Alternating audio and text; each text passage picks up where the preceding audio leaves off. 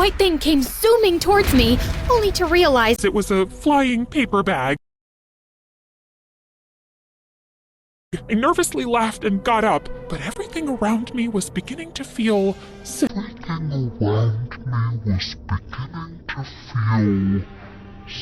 Shimmy, shimmy, yeah, shimmy, yeah, shimmy, yeah. Drink. Swalla la la. Sinister. Maybe Mom and Dad have been punished enough.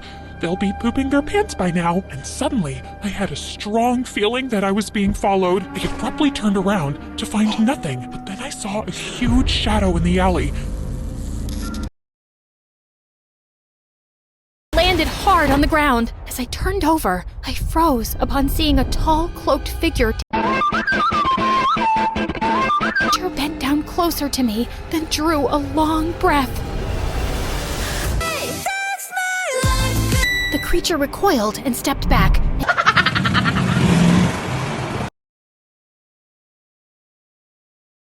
My team took 3 days to compile this list. Look, this person has to spend every waking moment with me, and it has to be someone I'm comfortable with. Next!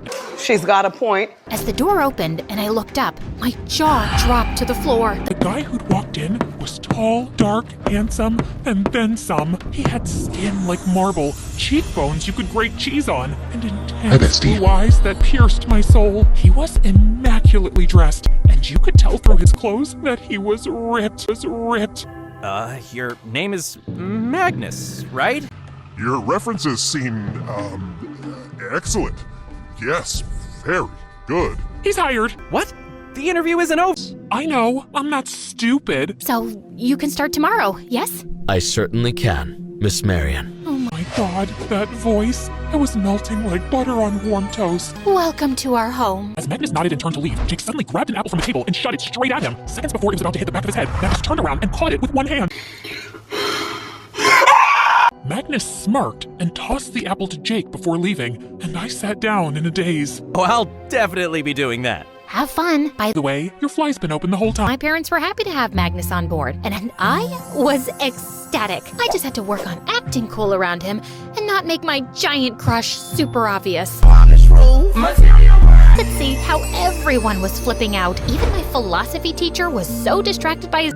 Girl, you're so lucky your life is in danger. I'm so jealous right now. No, that is so inappropriate. The thought of overstepping boundaries with an employee would never even cross my mind. How do I look in this red dress? It's not my job to have an opinion about your clothes, Miss Marion. Okay then. Oh gosh, the zip seems to be stuck. I'm not kidding. It's really not moving. How about a damsel in distress? As Magnus came closer and I felt his hand on my back,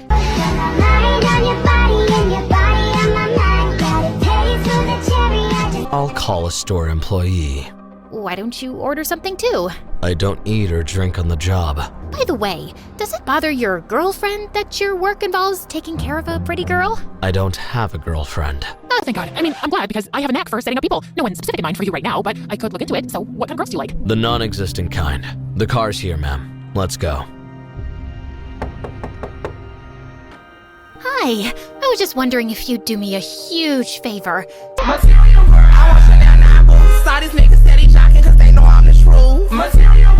See, I've been working on this horror novel for a few years now, and I'd love to get your opinion. I think it's great, actually. Okay, I don't want to oversell it, but I really like the first 10 chapters. No, wait, 5. The first 5 chapters are good. Okay, fine. The first 3 pages. All right, I love the title, and maybe the rest of it is all bad. It's here. Of work, and I'm terrified it's not good, and I just need someone to read it and tell me. Tell me.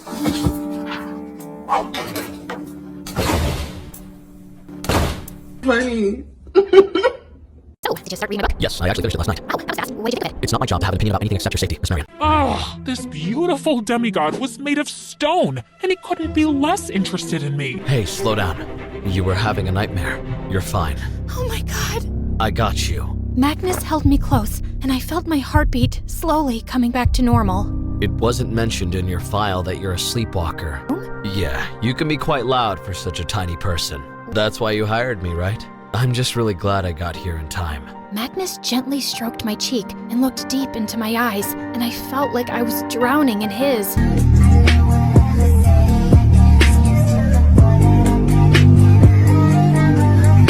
You should try to get some sleep now. Good night, Miss Marion. and then he just left. As I went to the door I thought I'd question him in the morning, but I woke up to find the doorknob completely fine. Jeez, maybe Jake was right and my overactive imagination was playing tricks on my mind. But I was sure I wasn't imagining that something between me and Magnus had changed. He was as serious as ever, but every now and then I caught him looking at me I stepped out of my room, and the way his gaze lingered on me for a few made my toes tingle. How do I look, Magnus? Oh, wait, sorry, I forgot. Let's go. Your parents are waiting. I was still feeling giddy over the compliment when I went downstairs and spotted Jake among the guests in the most hideous rain. Later that night, I just couldn't sleep and went up to the rooftop, only to find Magnus behind me minutes later. Sorry. I feel extra paranoid after what happened tonight. And I know who you are. Do you? Yes, you're a vampire. Magnus looked at me for a few seconds, then started laughing. Don't mock me. I know you have superhuman strength. You crushed my metal doorknob, which I'm guessing you replaced before I woke up. I saw you lifting a boulder like it was a cat and running at supersonic speeds. You have a heightened sense of hearing. That's why you heard me talking in my sleep. And that ring you wear, it's an amethyst, and it protects you from the sun, right? Also, I noticed your face when you saw my blood. I don't think blood makes you sick. There's another term for it. It's called bloodlust. Suddenly, I felt furious, and I stepped onto the ledge. What do you think you're doing? Vampires can fly too, right? According to all my research, they can. So I'm gonna jump off the roof. And if you're a vampire, you'll save me. And if you're not, Are you insane? Get off the ledge! admit that you're a vampire. I'm not a vampire. Stop lying to me. Just get off and we'll talk, okay? I promise. I felt Magnus scoop me up in his arms and fly up to the sky. I rise. Oh my god, we're freaking flying! Marion, are you out of your mind? What if I wasn't a vampire? I wasn't actually gonna jump. That was an accident. But thank God you're a vampire. I rise. I didn't think so after reading that novel of yours. Aha! So you hate. Been to poison every water body in this earth with silver. How long have you been alive? About 3 centuries. Whoa, and now, how much time do you have left? Maybe another 50, 60 years.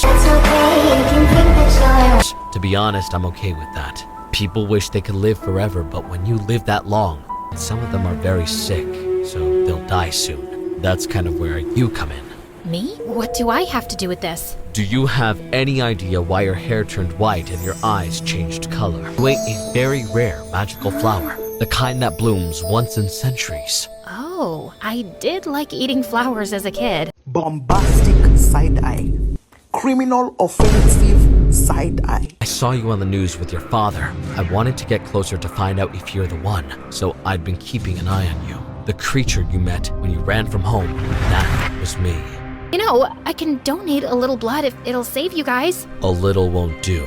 They'll take enough to kill you. His words sent a shiver down my spine. So, what do I do now? I'll never be safe. I'll be hunted all my life. The only thing I can think of right now is to get you to a safe place. And then I have to somehow convince the other vampires that you're not the one. So I've developed something like affection for you.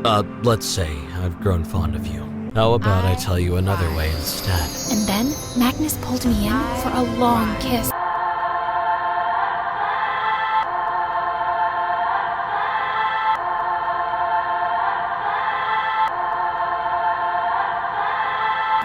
We didn't want to.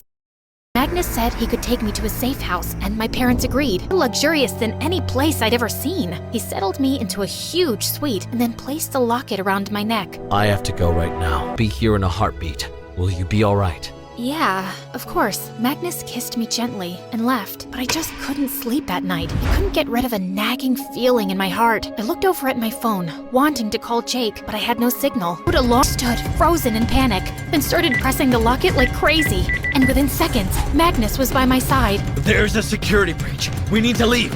Now! Just then, the main door flew open and a man walked in. He was tall and pale, only to find Jake running in. Oh my god! Jake! You're B positive, right? What? Your blood type. Yes? So am I. Just wanted to make sure before I do this. And then Jake pulled out a syringe full of blood and stabbed me in the arm with it. It's contaminated. Leonard, it's over.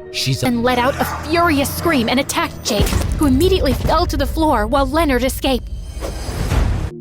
He's gonna be okay, right? Yes, he just has a concussion. He'll be fine. He better be, or I swear to God, I'll kill you. I started punching Magnus angrily, and he grabbed my wrists. He will be, and I'm sorry about everything.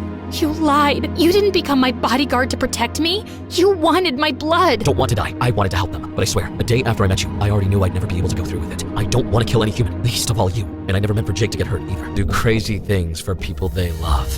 By the way, I'm resigning as your bodyguard.